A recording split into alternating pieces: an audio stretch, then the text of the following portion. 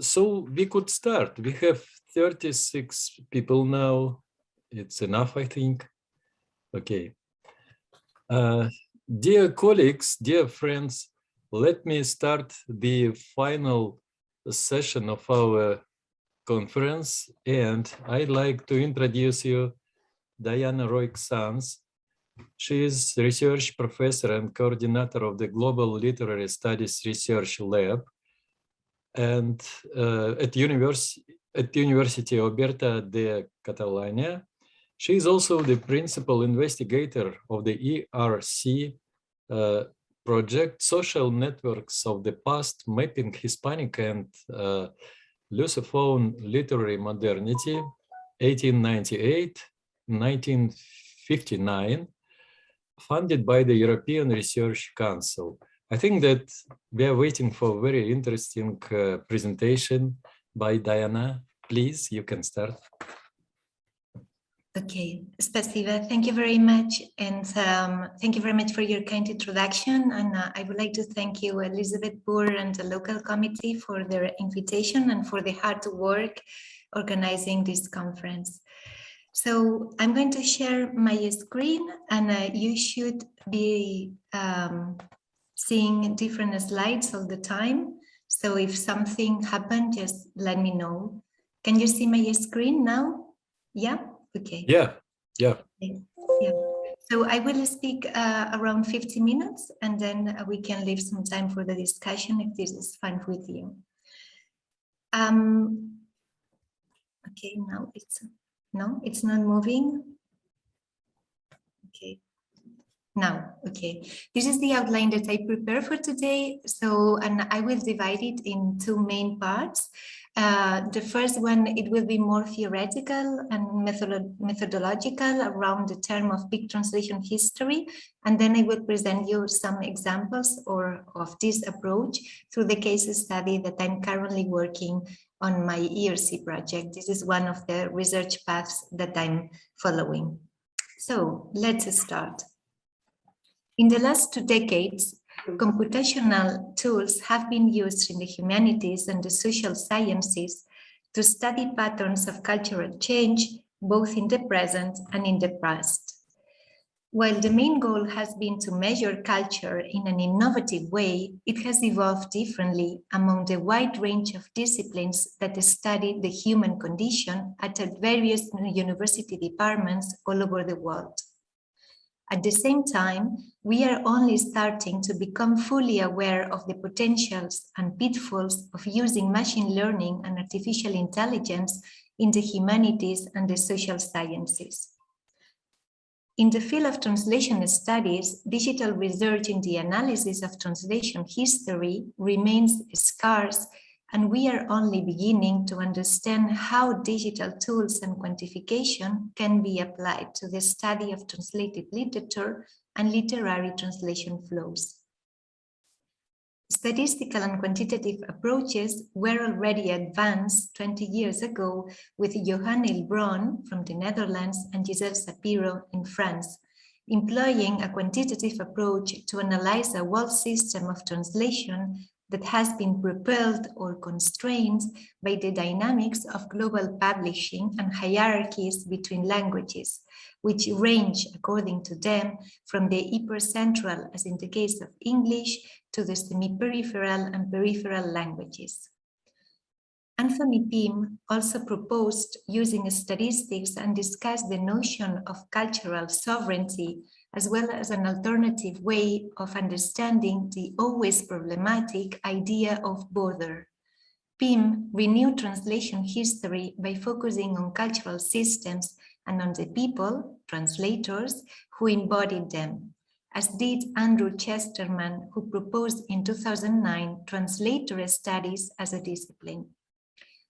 Taking a cultural transfer perspective, Belgian scholars have likewise put forward the role of cultural mediators, as well as international and intracultural networks.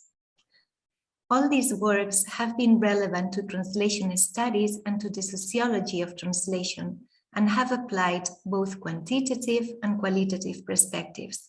but they did not yet use machine learning and artificial intelligence, and they leave ample room for further discussion of the different ways of quantifying histories of translation, ways that would allow us to move between different scales: local, national, regional, global, between geographical spaces and through time, and from small to large data sets. At this juncture, we need to consider which aspects of translation history can be measured and with which new tools, data sources, and methods. What does it mean to represent translation history with data? What are the opportunities and pitfalls of computationally analyzing translation flows and large cultural data sets? How can we combine quantification, the statistical study of literary translation in an historical period, and data visualization on a larger scale with qualitative methods, including textual analysis of selected translations? And how should we combine the analysis of larger patterns with the analysis of agents of translation or cultural mediators? These are some of the questions that we can pose today. And I will go now to the second section of this lecture, trying to explain the concept of big translation history that I've been working on.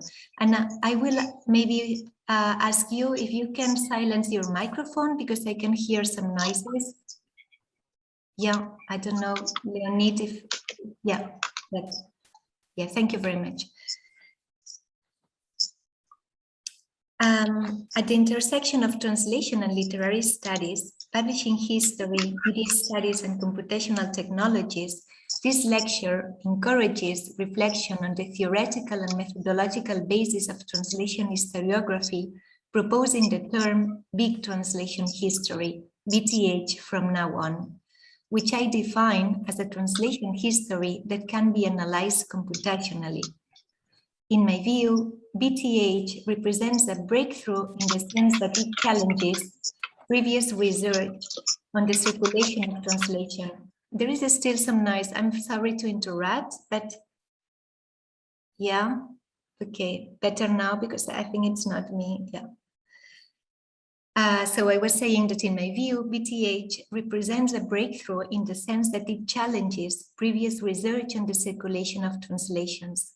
The comparison of data sets and transnational translation flows on a scale that was previously unimaginable. This means both geographically and over time. Also reveals both the limits of BTH and the strengths of rewriting translation history through digital archives and metadata. A general hypothesis is that one of the main possibilities offered by BTH is to help decentralize translation history and literary and cultural history in a broad sense by breaking with national historiographies in translation. This might be particularly significant for researchers working on periods in which borders have changed, those dealing with translated literature in the diaspora, and those working on translations of regional literatures, such as Flemish, and non-state literatures as with Catalan. BTH can also help us identify centers of production, the transit of translations, and connectivity between actors.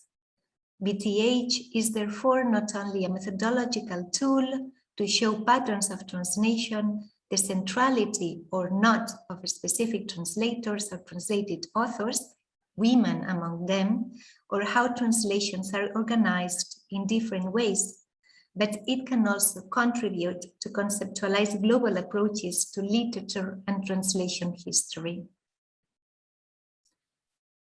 As I understand it, BTH can be grounded on three fundamentals: large-scale research, geographical and chronological, massive data, understood using a two-pronged approach involving both big data and little data, and drawing on a wide range of often heterogeneous and non-structured sources. And third, the use of computational techniques as part of the research process and for the production of knowledge rather than helping only with visualization. I understand little data as involving both small numbers and data that is heterogeneous in the sense that it comes from different sources and has not been always homogenized and structured. The application of any or all three of the proposed fundamentals can elucidate intercultural relations that have been overshadowed or remain unknown. For example, indicators of the emergence, decline, or lack of intercultural relations, and patterns of cultural change in the circulation of translations. With a relational and agent-driven approach, my research focuses on the possibilities that quantitative analysis opens in the study of translated literature, whether it's circulated or not, and the roles played by translators, publishers, critics, literary agents, institutes for the promotion of national literatures, and book fairs. While I anticipate complementing this research with qualitative microtextual analysis, in this lecture, I elaborate on the macrotextual and contextual approach. Certainly, there is still much controversy regarding the definition of big data and how big big data is. But there is also much consensus regarding the fact that our understanding of big data can vary from field to field, and that having the right data is more important than the size of the data. As Christine Borman notes, data are big or little in terms of what can be done with them, what insights they can reveal, and the scale of the analysis. Thus, the conceptual framework that I propose with BTH draws on big data and little data, distant reading, cultural analytics, machine learning, data mining, and artificial intelligence. It's not my purpose to discuss all these perspectives, but to show how they can be applied to translation history. Let us quickly remind some landmarks. Distant reading is obviously associated with Franco Moretti and the work done at the Stanford Literary Lab that has catalyzed a revolution in literary studies and beyond.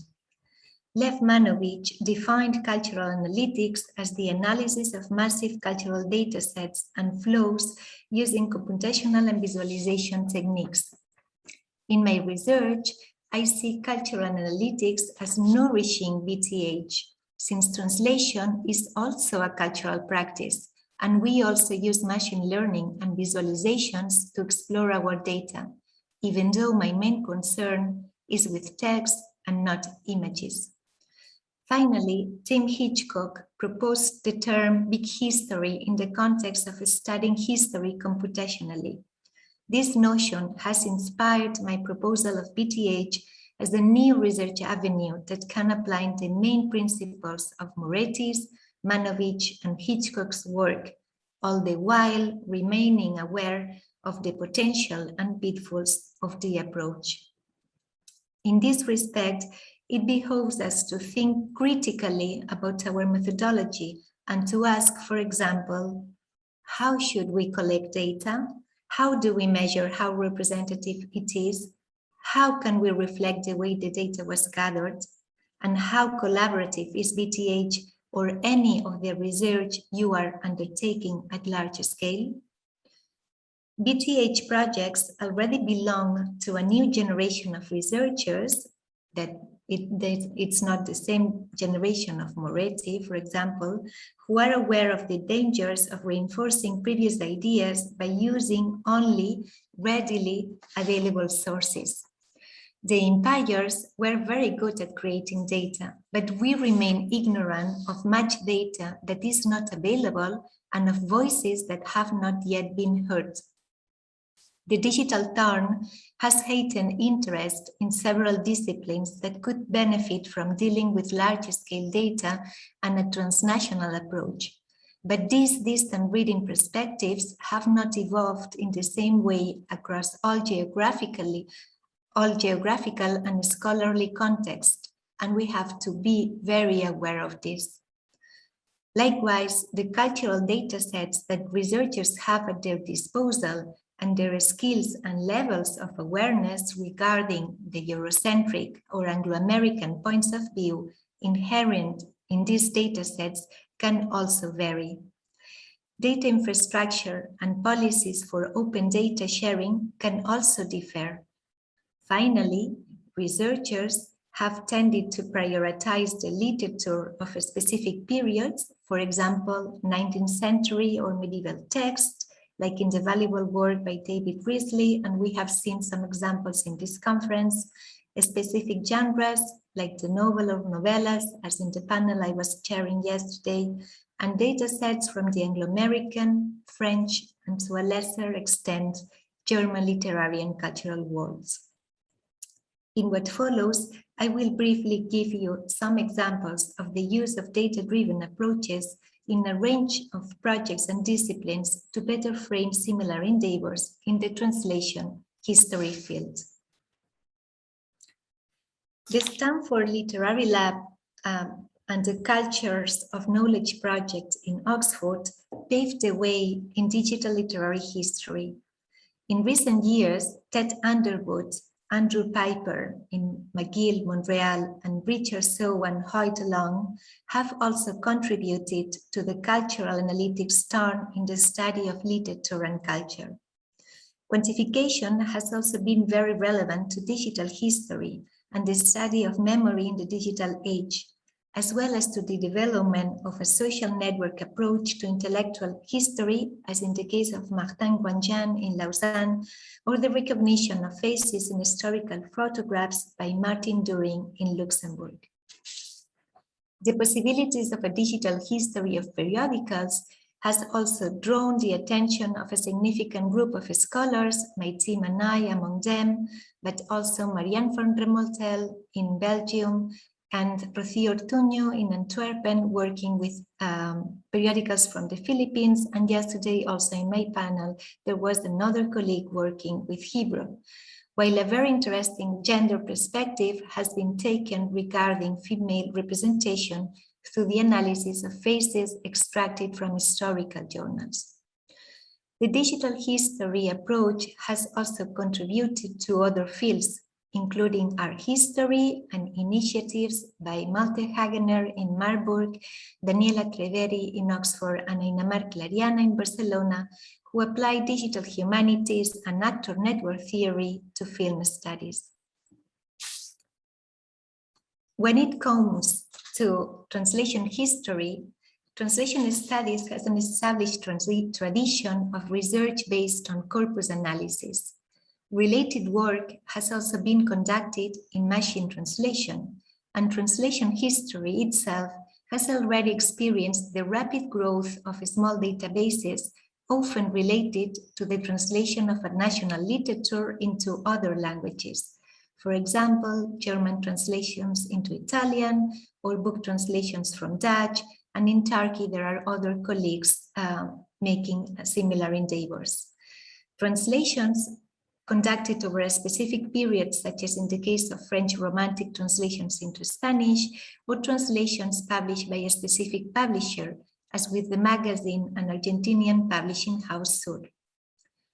However, while these are valuable works, these databases often fall short of enabling users to conduct automatic or relational searches, because translation databases are often designed for manual or individual rather than collaborative research. Work based on translation databases also often lacks reflection on how we might create knowledge beyond providing a list of historical translations. Some translation catalogs offer relevant print media documents as PDFs, but set format precludes metadata extraction and reuse, both of which would allow for comparisons with other databases. Despite this fact, there is no doubt that in the last few years, translation history has been driven by new research projects applying data mining, data collection and cleaning, visualization, computational analysis and interpretation. Here in this slide, you have some of the first endeavors. the ERC project that I have the honor to lead, but also works by Asrafi on publishing in Iran, Andrei Wimmer from Prague on peripheral relations between Swedish, Norwegian, and Czech, but also the Beltrans project led by Rainer Melaerts and Elke Brems on the analysis of intra-Belgian literary translations since 1970. There might be more, of course, but this is just a sample of them. Within this general context, research projects applying a BTH perspective can promote larger scale analysis of translations, considering not only translated text, but also all related metadata. Thus, a BTH approach can allow us to focus on first, the analysis of translations from a textual point of view by applying, for example, topic modeling, and second, the study of the material conditions of book production and circulation to analyze literary translation flows, networks of publishers, authors and translated works, the role of given languages and the agents involved, and the uncovering of creative networks of agents of translations. This will certainly help us to document historical patterns of translation and cultural change. For example, the lack or presence of the translator's name in translated books or translated literature in journals, which may show the professionalization of the field, as well as local, national, regional, and global milestones in the history of translation and publishing.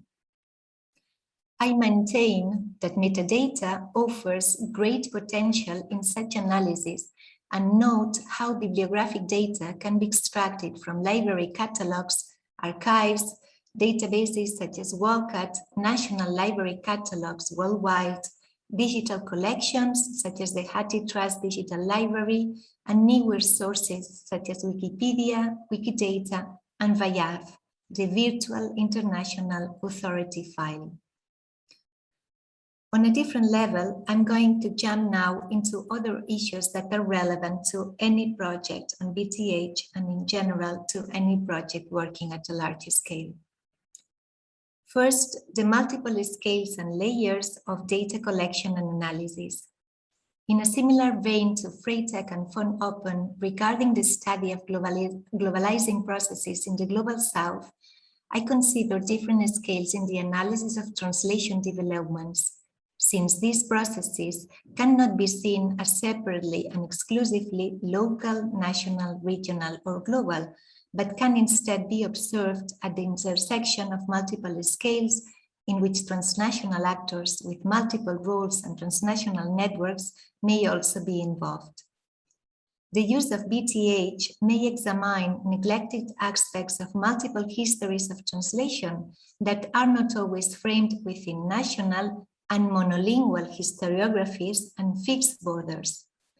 BTH can also enable us to unearth understudied networks, transnational actors, cultural mediators, transnational translation dynamics in less established cultural capitals, and the relationship between connectivity and intercultural exchange at diverse scale.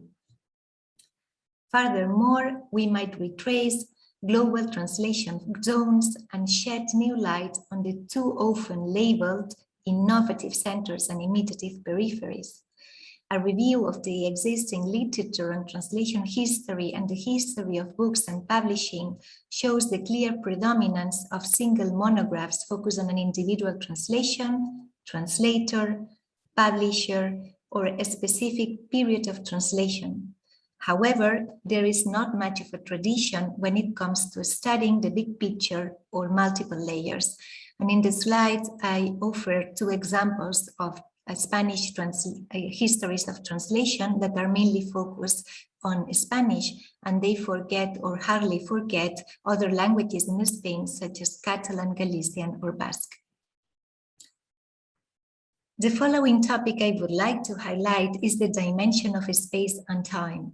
The spatial turn has placed space and movement at the core of many current challenges in a wide range of fields, pushing translation historians to review classic dichotomies such as center and periphery, dominant and dominated, global and local, and north and south.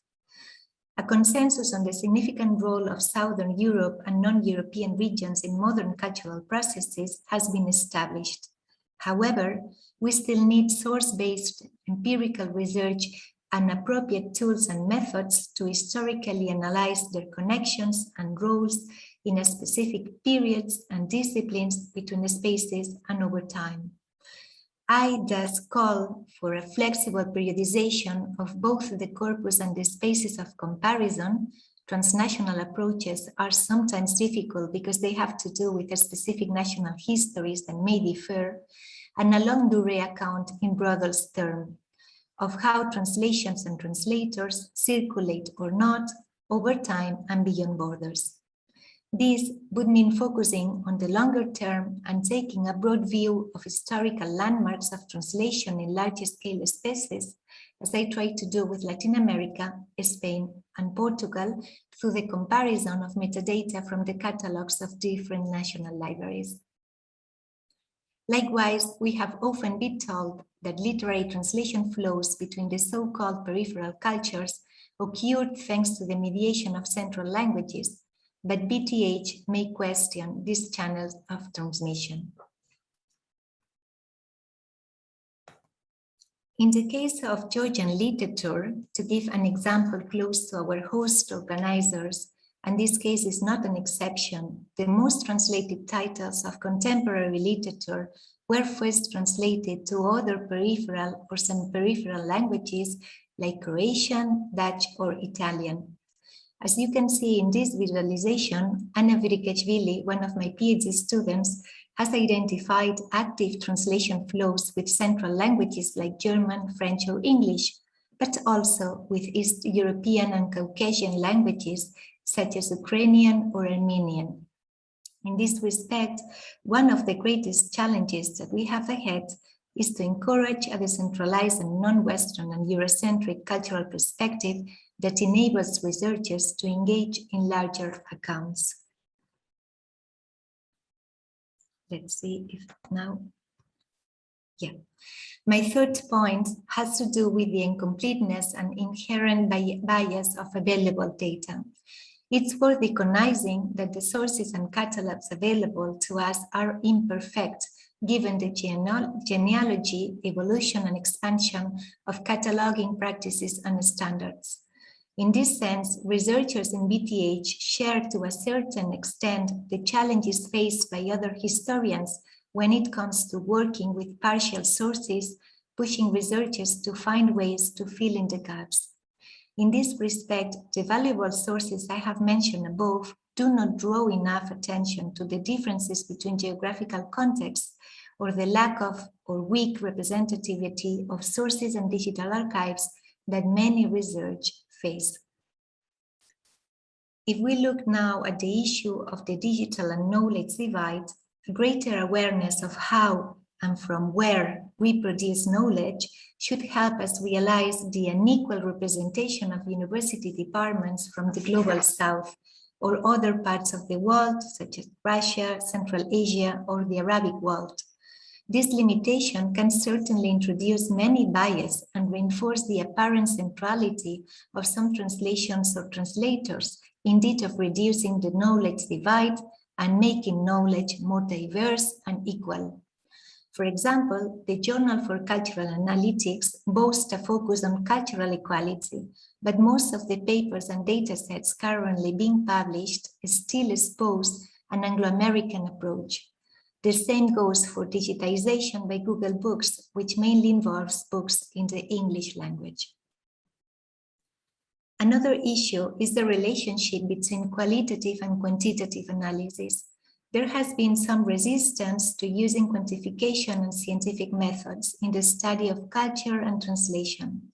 However, as I will try to show you in the next section, a BTH approach allows us at this stage to answer quantitative questions. For example, how many books are literary and how many books are not?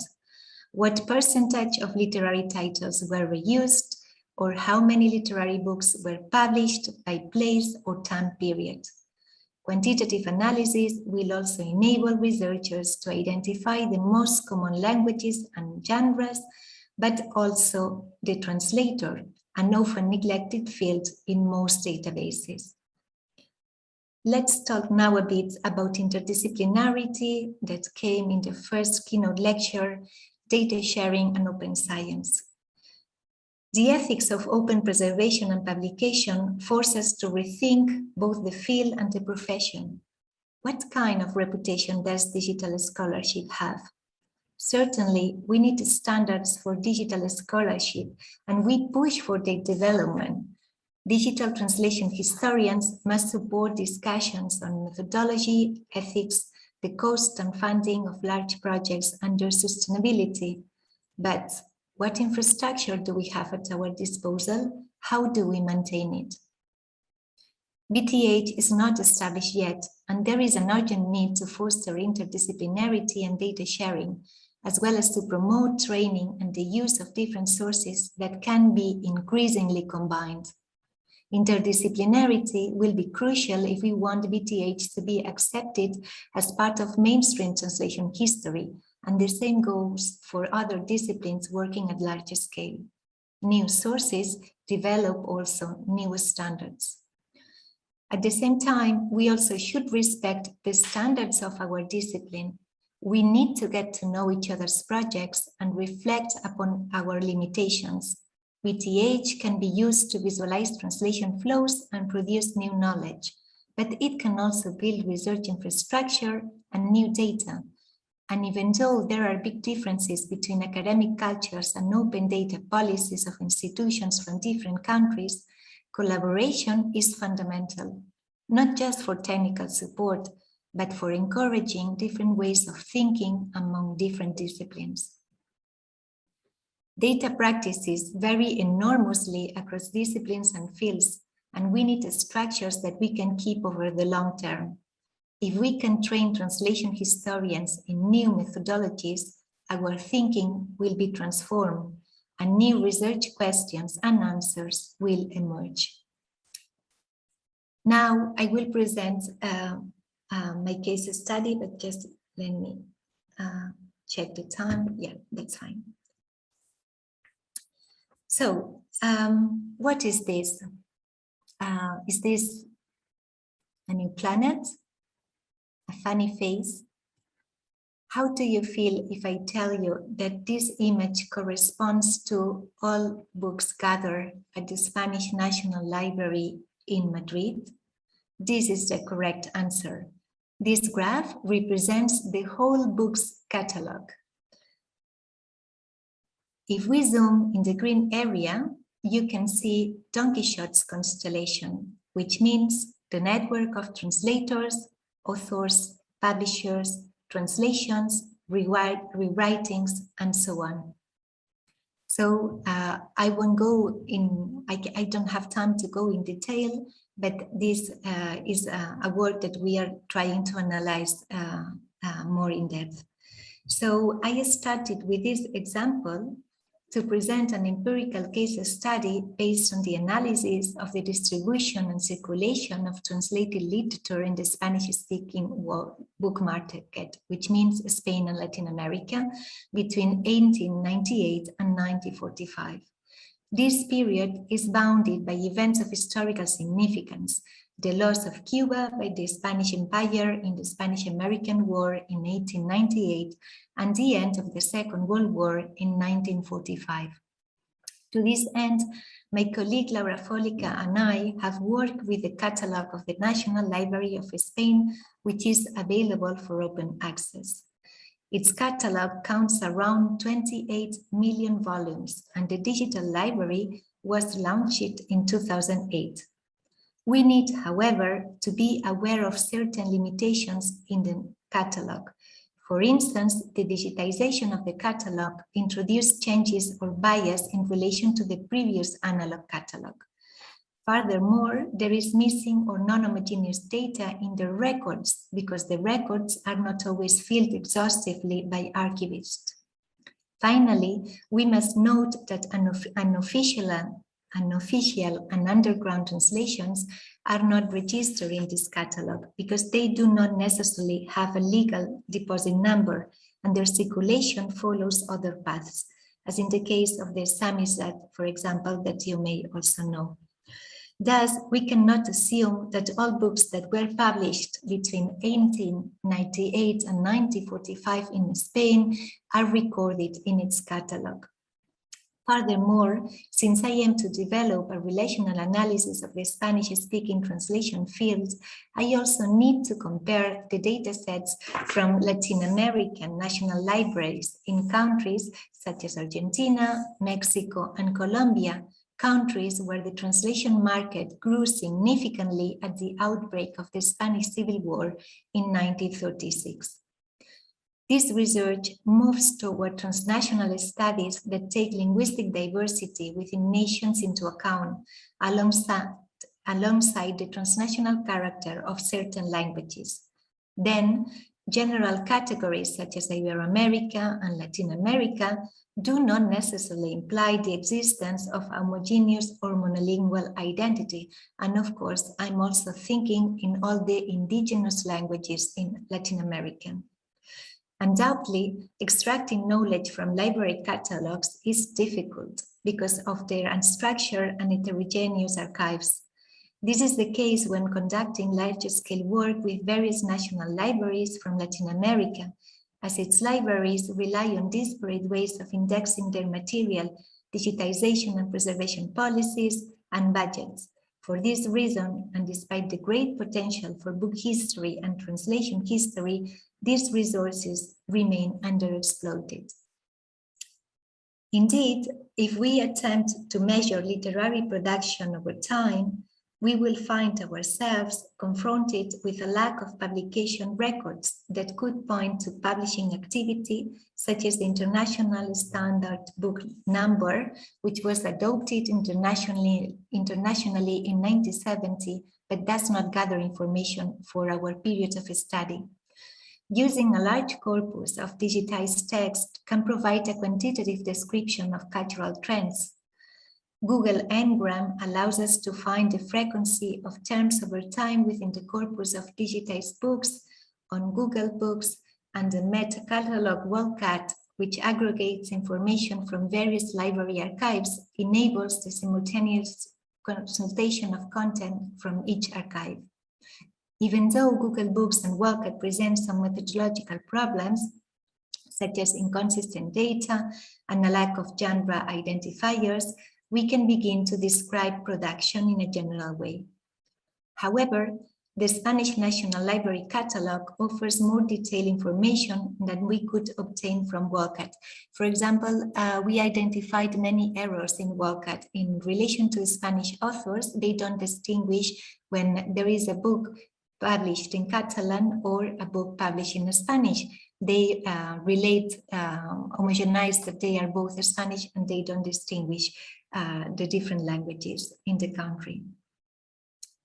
After automatically extracting this data, we clean it in order to establish consistent categories for the following fields: author, author dates, here author, author dates, author role, translator, preface writer, target text, publisher, publisher place, book date, book place, language, original language, language of translation, and the universal decimal classification that was very useful because this is the code that archivists use to classify books. As far as the methodological challenges are concerned, any research working with data from similar sources may find that the more relevant a publication, the less consistent the data. In contrast, information on minor or less renowned works is more trustworthy, with only 1 or 2 entries in the catalog. For instance, Don Quixote boasts 4,500 entries in the Spanish National Library, but how can we recognize that all these entries refer to the same book?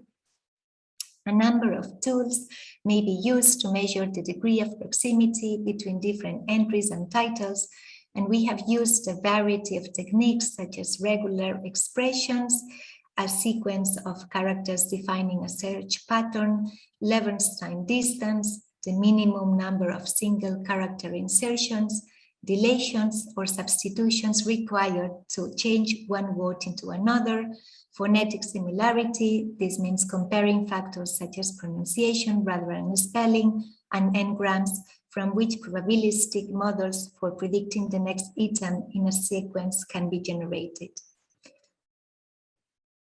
Other types of metadata can also present problems. Oftentimes, the names of the publishers are inconsistent, and place and date can also be missing, perhaps more so in the case of the publications by short-lived and smaller publishing houses. In contrast, the bigger the publishing house, the better the information in the catalog. As part of our cleaning, we normalize publishing house names, eliminating different endings such as comb, Thea, Cope, Ed, e hijos, which means and sons, y sus amigos, and their friends, hermanos, siblings, and so on. But this does not resolve this problem entirely, as some publishers are registered under different names, including in this case, for example, Compañía Iberoamericana de Publicaciones, that is registered in multiple names. Places of publication were also missing in some cases, and in others need to be distinguished from the location of the printer as opposed to the publisher of a book. In addition, we needed to standardize names of cities such as New York, Nueva York, and NY, or Mexico, DF, and Ciudad de Mexico. Then we also have to face the unification of names. And in this slide, you have the example of Dostoevsky and the multiple ways of writing this name and its surname. So this is another important challenge that we have to face. Another one has to do with the literary genre, which is only occasionally filled in the catalog. In the Spanish National Library catalog, the genre is based on the Universal Decimal Classification that I was mentioning before, a bibliographic classification for all branches of knowledge. The UDC classification is not always given in the catalog. However, in our database, we could find 45% of entries that have this information. It's also worth emphasizing that genre is an arbitrary and historical category that changes with time. For example, the biography was considered a literary genre at the beginning of the 20th century in Spain, and many authors wrote biographies as a literary genre. Another especially relevant challenge for me involves establishing whether a book is a translation or not. In general, the label translation is not explicit in the catalog, but may be deduced from other more reliable fields. For example, language code of original and language code of text, or language of the catalog object, as illustrated by several entries for Gustave Flaubert. As you can see also in the slide, we have the original language, French, and then the target language, Spanish. It's also challenging to define the author's gender, which is not mentioned in the catalog. In this case, the simplest and most effective approach would be to match the list of authors against an existing authorities database, such as the Virtual International Authority file, VIAF, that I was mentioning before, which provides data on gender as well as author nationality and usual language of expression, or to use information from the Spanish National Statistics Institute to distinguish male and female names. And I wanted to point out other ways that you can explore, such as the Wiki project, Women in Red, Missing Articles by Occupation. Here you have an excerpt regarding women translators, but you can find all professions there.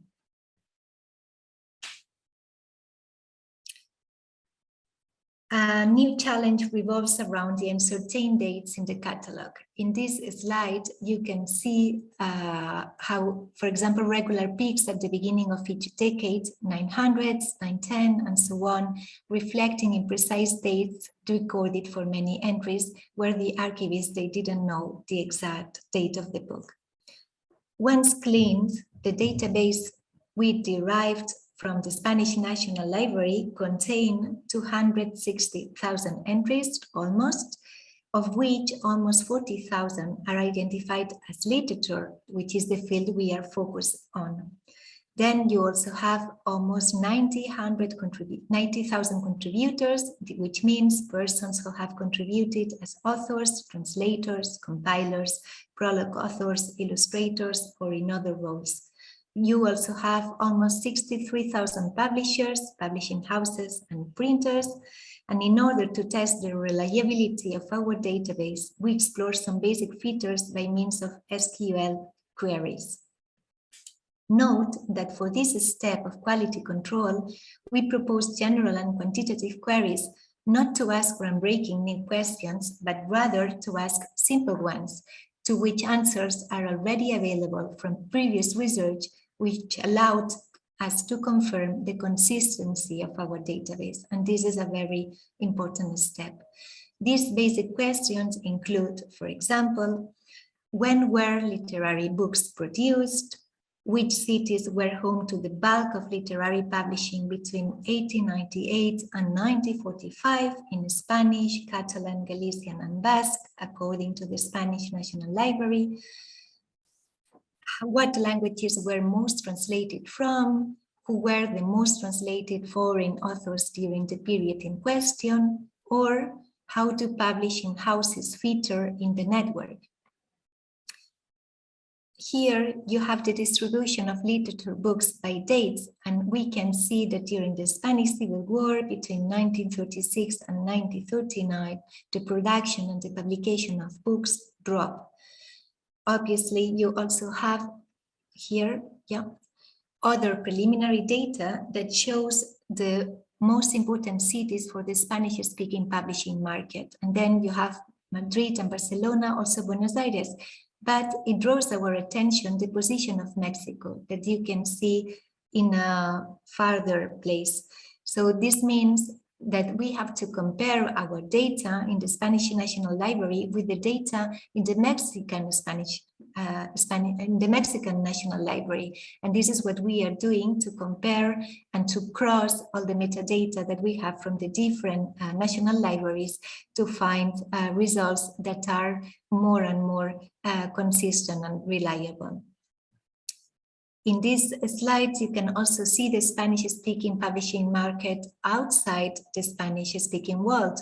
And then you can find that some books were translated and published in the Spanish language in the States, but also in other countries and also in Russia.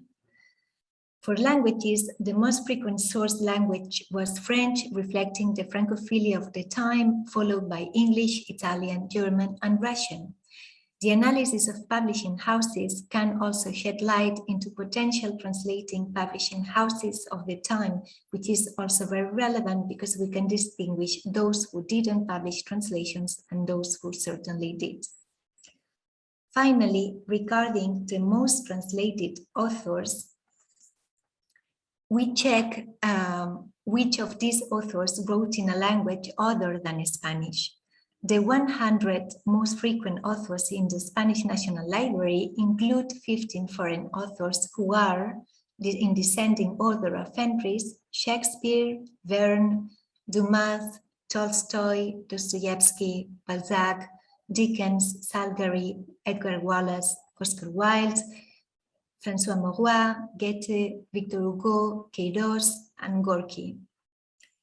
Let me now finish with a couple of examples regarding translations in journals, which, as I told you, I'm not going to focus on today, but I wanted to show you some examples because this is also a part of our research and we are doing the same work that I showed you, but regarding large digital archives of periodicals. In this case, it's a small sample. It's a journal published in Barcelona, in Catalan, La Revista, and 2 others in Argentina. And I cannot go now in the notes, so you will have to believe me, but all of these notes is the place of birth of all the authors that were translated in these journals. And in this case, we can see the contemporaneity of these translations in these journals, which breaks with this idea that I was mentioning before between innovative centers and imitative peripheries. And indeed, in the Spanish-speaking world, many important translations were translated into Spanish before other languages. For example, it appears an excerpt of the Metamorphose by Kafka in a Spanish journal, which is called Revista de Occidente, and this translation is previous to the French or English one, and the same goes for the completed works by Freud, for example. Another nice example of what we can do with EADH has to do with the place and language of publication and origin of Portuguese-speaking authors in different journals. For example, we can see different practices of translation when we see if these authors are translated or they are published in their original language. Here you have 3 different journals, Sur, Buenos Aires, Alfar, Montevideo, and Boletín Titicaca, that was published in Peru. And we can see that those Portuguese-speaking authors published in Peru were not translated, they were published in original language, and those who were published in Sur, they were all translated into Spanish, and in the case of Alfar, they were half translated because this journal started in Galicia and then moved to Montevideo. So you can see that when the journal was already established in Galicia, they published in original language because Portuguese and Galician are very close. And when they moved to Uruguay, they translate. Here you have a similar example regarding the translation and publication of Portuguese-speaking writers in these 3 journals in Spain. And you can see in the case of La Revista in Barcelona that was published in Catalan, how they all translate all these Portuguese-speaking writers, because this was very good to build a literary model for Catalan language that was still built at that time. In the case of Alfar, as I said before, in Galicia, they don't translate, they publish in original language. And in the case of La Gaceta Literaria in Madrid, they publish 50% in Portuguese and the other 50% in translation. So, in short, I have presented findings based on quantitative queries in the database regarding translation flows and the time and place of publication of different translations as a good way to test the reliability of our database. These findings are consistent with the consensus in specialized literature on publishing history. In a slightly more innovative move, I have also proposed the use of graphs to explore the relationships between foreign authors, translators, publishers, and books, and the big translation history as a conceptual framework. There is no doubt that today many researchers around the world are already working on the study of cultural phenomena on a large scale and from a transnational perspective. Translation studies, and more precisely translation history, are currently being changed by data mining and data-driven approaches. I have proposed EADH as a new interdisciplinary field of study that allows us to analyze large translation datasets and flows using computational and visualization techniques and taking into account what I was mentioning before between little and big data, small numbers or not. I have also included a case study to illustrate some of the challenges we still face. In doing so, I have striven to shed light on the following issues. First, methodologies for the analysis of translation history on a large scale.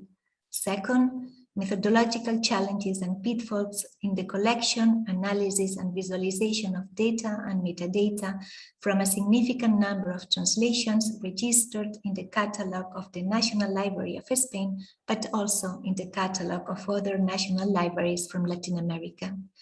Third, the complementarity between quantitative and qualitative approaches in the analysis of the big picture, as well as in the study of the agents involved. And fourth, the challenges of historical depth when applying cross-border research and using large-scale data that touches upon multiple translation histories and translation processes encompassing various parts of the world. As noted, large-scale research requires quantitative analysis that cannot always reach exhaustivity when using a distant reading approach. This large scale means that researchers must be selective, but they are also constrained by what is available. In that respect, the translation data sets that we have at our disposal are in some cases small or otherwise lacking, and this should also reinforce our awareness of the reliability of our results. To be sure, our findings are often indicative rather than exhaustive, and the data can also introduce some bias depending on the chosen sources and their accessibility and completeness.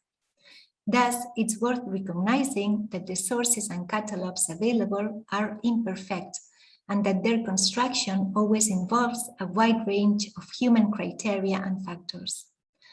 Alongside the relative lack of archives, we also must face the problem of specific national criteria in the building of the catalog. As I have also shown, we do not yet have common standards for the quantification of culture, nor for the quantification of translations, for that matter. However, if we establish an honest, rigorous methodological process, the knowledge we can generate will prove more significant than ever before. This will certainly allow us to recover singular and representative histories, microhistories of translations and mediators, as well as to study the big picture and the multiple layers and relations that are behind it. As I stated above, I'm convinced that one of the main possibilities offered by the analysis of PTH is to have decentralized translation history and literary and cultural history in a broad sense, while breaking with national historiographies in translation. And let me finish with a final point.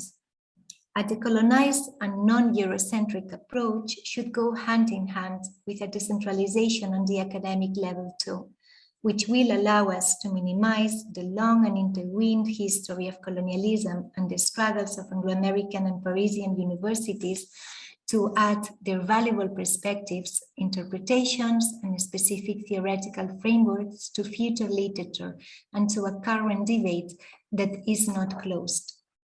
In this sense, data science and data-driven approaches seem to be very, very exciting research avenues. Thank you very much for your attention, Spasiba, and that's all. And I have added some bibliography. This is the works we have already published, in case you are interested, some self-team promotion, let's say. And then this is going to come out in 2022 in the Greuter, and some bibliography. We also have an agreement of collaboration with Hanno Erlicher from the University of Tübingen in the case of the journals, but today I was not talking, or not mainly talking about this. And then more bibliography, yeah, and some acknowledgements to some members of my team, Laura Folik and Wenceslav Ikov, and also to Andrei Wimmer and Laura, with whom I chaired the Big Translation History panel and the use of data mining and big data approaches before of the pandemics in South Africa. And the drawings belong to Blanche Ellis. Thank you very much. And yeah, I'm done. Leonid or Elizabeth, I don't know if you want to open the floor for questions or... Dear Diana, many thanks for your comprehensive and updated review of this big field. And I think that we have some minutes for questions and answers. So please, your questions. Yeah, there is a question in the chat, but maybe Carol, maybe you can ask me, loudly, and it's, it's a way of humanizing a bit, the screen. What do you think? Carol, like this, I can see who you are. Carol, if you... Yes. Yes, Diana, thank you so much. This was an extraordinary talk and very, very stimulating. And I really appreciate all of the work, the incredible amount of work that has gone towards this really promising field of inquiry. So my question is the starting point. And I suppose, this is some of us come across, when we start a project, particularly something that's of these kinds of dimensions. I'm curious as to why you chose to start with the national libraries and the metadata that's associated with those volumes, as opposed to starting from the publisher's end. So I was just wondering if you could give us a little bit sort of the reasoning behind that, and also maybe, some of the pros and cons between the two. Thanks. Yeah, thank you very much. One of the first things I made was talking with many librarians and archivists to find out which was the best way. So in the case of the national libraries, it was a way to homogenize the process and to work with similar sources. Because publishers could be huge, and in this way, the national libraries were closed catalogs. The problem is that not all of them are open, and you cannot download them. For example, I can do it in the case of the National Library of Lisbon, I can do it in the case of Madrid, but then I had to write to many national libraries in Latin America. In Cuba, for example, they don't have nothing, and there are so many differences between how they index and the structure and the catalog. Some of them, they are not digitized. So I just had to go one source after the other one. But the main criteria was to look for a corpus that could be homogeneous and that I can compare, and that the results that I could find, at least I could say that the process was homogeneous. In the case of Latin America, there is another big problem, and this is that American libraries bought a lot of books that belong to the Latin American cultural heritage. So the national libraries, some of them, they don't have all the books that had there before, and they are in the national library, in the private libraries, university libraries of the United States. And another library, another important source for us is the library of the Ibero-American Institute in Berlin, because they also have many books from Latin America and also many journals from Latin America. And it's a great infrastructure. Everything is perfectly digitized. So we can also use this as a source. So, but the main criteria was to look for something that I could say that this is as close as possible, because it's already very large. Yeah, thank you. Okay. Thanks.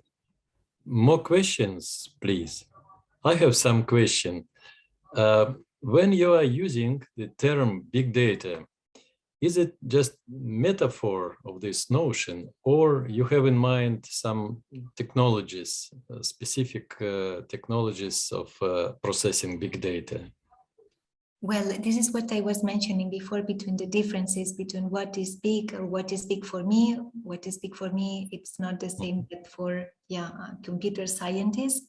But no, I'm using data mining. This means automatically extracting all this data and then using different tools and different queries so that I can check the consistency of this data. So it's like the process, the tools, and all the theoretical reflection around what big data means for humanists, let's say, or for people working with literature, and also for people working in the global south, because it's not the same. But I also compare different sources that are not homogeneous. So it's like a different range of data. Thank you very much. More questions? While people are thinking, I would like to add some words about Diana and her role in developing this field, because I had very limited time introducing Diana in the beginning of this session, And I would like to spend just 1 minute to say more words about big competence of Diana in the field. Diana is an expert in global literature and cultural transfer, sociology of translation, and the use of digital methods applied to historical objects. She is one of the very few Catalan and Hispanic scholars in Catalonia, Spain, and Latin America, currently combining macro and micro historical analysis with a knowledge discovery in databases and big data approaches. Data mining and big data approaches are changing the ways in which we create knowledge, access information, and preserve our cultural heritage. Today, one of the greatest challenges for a decentrated and non-Eurocentric global cultural history is to engage in larger accounts of cultural processes, both geographically and temporally, and the contribution of Diana to these fields, it's difficult to overestimate. So we are very proud to have this presentation today. And when we had some special meeting of the executive committee of the conference, we made all our choice to Diana's presentation. Thank you once again. Thank you very much. It was a pleasure. Yeah. So if you have no more questions, I think that we could give floor to Fabio. Thank you, Leonid. First of all, I want to express my admiration for the beautiful talk that we have just heard by Diana. I have been following her work before this conference for various reasons, so I really appreciated this important contribution as much as, but this is what we could expect, was really interesting. Our first keynote by William McCarthy, that is probably the most well-known scholars in the digital humanities global community. What to say? Hey, it's been I said during the opening ceremony, so to say, this was a very hard conference to organize. And at a certain point, I had a strong doubt that we could even do it. We had to move it as an online conference, unless we had the hope that until the very last few weeks, some part of the conference could have been in presence. And this has further testified the complexity of the realization of this conference, because the local organizer had to set up all the infrastructure in the last few weeks, and it's not easy to manage in a nice way without technical problems this kind of big conferences with many participants. And after the 3 days of the conference, after all the interventions have been given, the paper presented, the posters shown, I must say that I was wrong. This conference has been a huge success, and I was also very happy that we fulfilled our initial objective when we wanted to have this conference in Krasnoyarsk. That was the attempt to create a trade zone between Europeans, Western European digital humanities community and Russian community, whose quality the level of elaboration is enormous, but that is not well known for various reasons in our Western area. And again, this was a success because we had the chance to hear a lot of interesting contribution by scholars that are, some of them are of course already present in the global debate, but some of them were completely unknown to most of us, and this has been quite a fulfillment of our conference in Russia and in Krasnoyarsk in particular.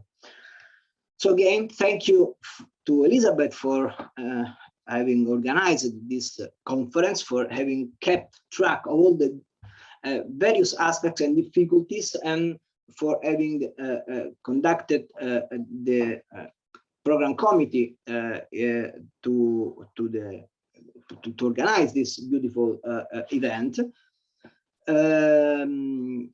Now it's my duty to announce and I had a message, yes, to announce the winners of the bursaries that are not, of course, contribution for voyage or travel expenses, but are recognition of the quality of the presentations given by young scholars. And I have here the list of the winners. Okay, the first one in my list in strictly in alphabetic order is James Baillet. Oh, yes, and then we have Enrico Bergamini, Lorenzo Demma, Isabelle Gribomont, Iliana Damirovna Ismakeva, Simone Rebora, Thomas Schmidt, Daniele Silvi, and Anne-Catherine Schaff. Okay, these are the winners of the bursary, and if they are here, I anticipate that they will receive a formal email from the EADH executive chair and president, stating that they are the winner of the bursary and asking for details about the bank account, and then they will get in contact with our newly elected treasurer, the new treasurer of the European Association for Digital Humanities, this Simona Stoyanova, that I have seen here in the small stamps in front of me. Samino says, there she is. And in order to make arguments for the transfer of the amount, small but anyway substantial amount of money that you deserve. And what about the future? We were thinking to have a third edition of our conference in the 2022. But we are still waiting for candidates for hosting the conference. We obviously hope that this time the conference will be an in-presence conference, or a mixed conference that can take advantage of both the positive aspects of the online and the in-presence. So if any of you is interested with his institution to take the burden that has been carried out this year by our colleague at the Siberian University, and organize the conference somewhere in Europe, in a very extended concept of Europe, Europe and the Mediterranean area, we could say, well, we would be very happy to receive the application. We will send again an email to all the community that will ask for candidatures for hosting the conference. And now I think my duty is over. So I wish to thank you all, and I would like to give the last word to Elizabeth, that has been the real pillar of this conference. Yes, please, even for saying goodbye and thank you. I wasn't expecting that, but still, I mean, it's a good chance to thank everybody for the contributions, for sharing sessions, for being around, for helping in the background. And there are obviously quite a lot of colleagues in Krasnoyarsk who have been looking after organizational things. And I just don't know their names, but I think we have to thank them all for all what they have been doing. Obviously also the center which looked after the Zoom sessions, all the Zooms have been working really fine as far as I know. And I think that's really amazing that such a conference actually could run smoothly. I hadn't expected that. I was very nervous up to the last minute, but now we know it all worked fine. And I think that's a really huge, now I'm missing the word. It's a huge success for Krasnoyarsk, I wanted to say as well, because they have actually managed to host such a conference. And obviously the biggest thank you goes to all the contributors. As I said before, without the contributions, would just not have been a conference. And I'm not sure how well Topia was received. I had nice chats in this world. It remains open, so if you didn't have the chance to go into it, you can still try it out. Perhaps it can also be, I don't want to make publicity, but I think it has some potentials, perhaps also to be used even in teaching or other environments. And so it's perhaps nice to try it out. The poster session worked well. So also this tool seems to be okay for such events. And thank you all again, and above all to Diana. I didn't say anything before, but I thought her keynote was really amazing, and also not just because of all the wonderful slides, but I think the questions she asks are really important questions, and she challenges a lot of concepts about languages, about women, about indigenous people, and so on, north and south, and center and periphery. And I think there have to be questions by all means. So thank you so much, Diana, for contributing this perspective. And I think it's very important for all of us. And so good luck to your work, and go on with it. And thank you to you all now. And yeah, thank you. Maybe we can now make up an applause for the organizers, for you, Elizabeth, and now for the local committee in Russia. And for Ina as well. Ina Kisner, she's not here, but we have to send a huge thank you to her. Yeah, so to you, to Ina, and to all the organizers, because there is huge work, and the pandemic is difficult for everyone. So we all appreciate and thank you very much.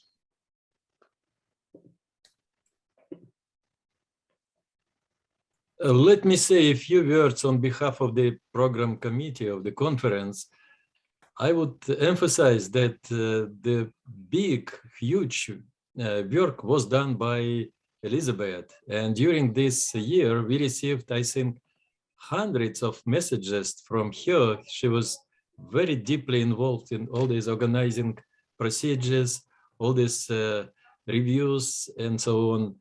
And I cannot imagine how this conference could be organized without her active inclusiveness in all these procedures. And I had some experience watching for efforts made by local organizing committee, which was headed by the rector of the Siberian Federal University, Krasnoyarsk, Professor Maxim Rumyantsev, who, by the way, received a lot of support for this conference. And it's so pity that we had no ability to be introduced more closely in the conference, not only in online regime.